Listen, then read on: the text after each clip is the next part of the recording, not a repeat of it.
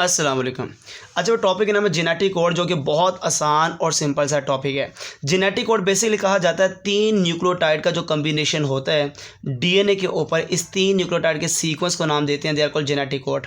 Basically इसका दूसरा नाम है ट्रिपलेट कोड भी है। और ये 3 न्यूक्लियोटाइड का जो सीक्वेंस होता है, इसको बनाने के लिए टोटल न्यूक्लियोटाइड है कितने हैं? वो 4 ही न्यूक्लियोटाइड हैं।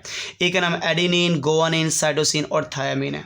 और इन चारों के लिहाज से हम 3-3 का सीक्वेंस बनाते हैं और उन 3-3 के सीक्वेंस को कहते हैं ट्रिपलेट कोड, या आप कहते हैं जेनेटिक कोड है। तो टोटल जो सीक्वेंस बनते हैं 3-3 के, वो 64 है। तो जेनेटिक कोड भी कितने हो गए? 64 हो गए। जैसे AUG, AGA, UAA, ये 3-3 का सीक्वेंस है। अगर हमारे पास 4 न्यूक्लियोटाइड हैं तो 4 अगर हम कहते हैं जेनेटिक कोड है, तो ये काफ़ी ना होते।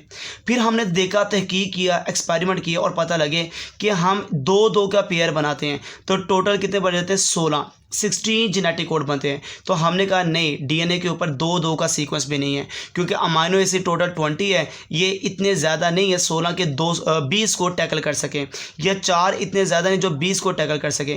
फिर हमने बड़े एक्सपेरिमेंट करके देखा कि ये जो सीक्वेंस है ये 3 का सीक्वेंस है। जब हमने 3 का सीक्वेंस करके देखा तो टोटल हमारे पास जो जेनेटिक कोड आए वो 64 डिफरेंट जेनेटिक कोड आए, और हमें पता लगा 20 अमाइनो एसिड के लिए जो टोटल जेनेटिक कोड डीएनए के ऊपर वो 64 है। और ये पता लगा कि उनका सीक्वेंस कितना है? 3-3 का सीक्वेंस है, इसलिए इसको हमने ट्रिपलेट कोड का नाम भी दे दिया।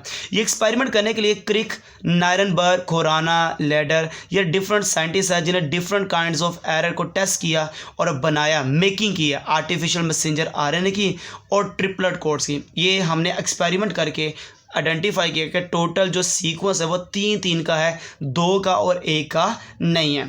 टोटल जो जेनेटिक कोड है 64, उनमें से कुछ स्टॉप कोडोन है, कुछ स्टार्टिंग कोडोन है। स्टॉप कोडोन ऐसे होते हैं जो प्रेजेंट होते हैं at the end of gene, जो कि एंड पर आते हैं, और टोटल वो 3 है।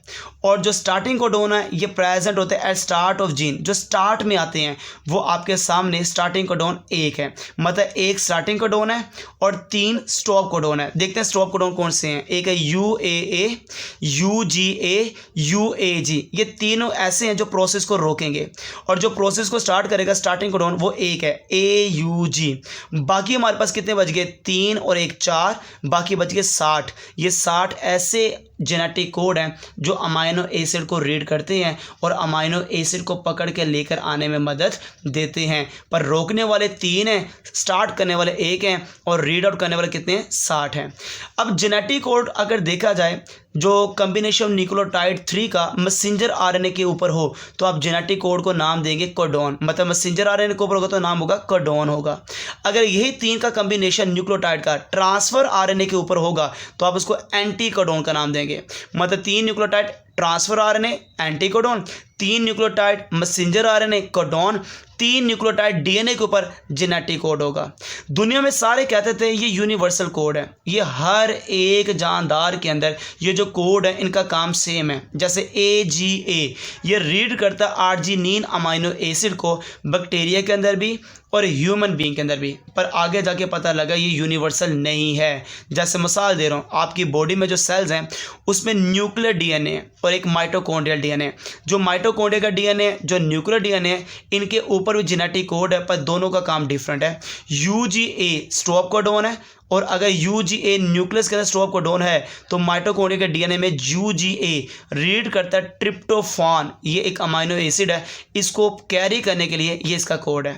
AGA न्यूक्लियर डीएनए के ऊपर इसका काम है आर्जिनिन को पकड़ना।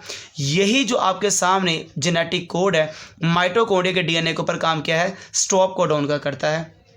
AUA न्यूक्लियर डीएनए के ऊपर आइसोल्यूसिन को रीड करता है, पर माइटोकॉन्ड्रियल डीएनए के ऊपर AUA रीड करता है मिथियोनिन को करता है। इसका मतलब ये सारे के सारे जो जेनेटिक कोड हैं डिफरेंट जगह पर इनका रोल डिफरेंट है, आप इनको यूनिवर्सल नहीं कह सकते। जज़ाकल्लाह खैर।